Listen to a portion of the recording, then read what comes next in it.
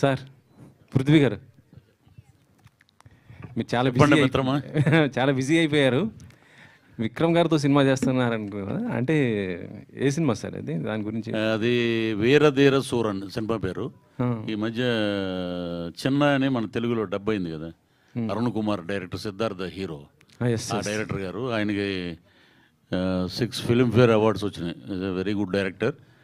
వాళ్ళు ఒకటే శ్రేయాంజనేయ సినిమా చూసి, అంటే వాళ్ళకి ఆ ఐస్ మెయిన్ దాంట్లో కావాలి అని చెప్పి ఆయన విక్రమ్ గారు ఒక్క అటెంప్ట్ తోటే ఆయన ఒకసారి ఫోన్ చేసి పిలిచారు, మేకప్ టెస్ట్ అయింది. So fix.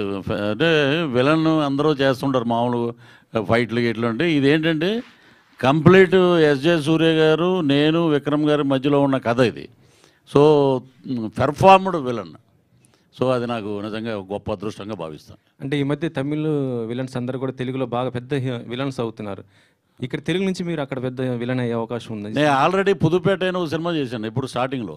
ధనుష్ గారు హీరో, సెల్వరాఘవన్ డైరెక్టర్ గారు. అంటే అప్పుడు తెలుగులో బిజీ అవ్వడం వల్ల మళ్ళీ కుదరలేదు.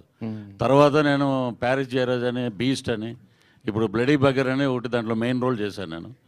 సో ఇది నాకు మళ్ళీ హెల్ప్ అవుతుంది ఈ సినిమా.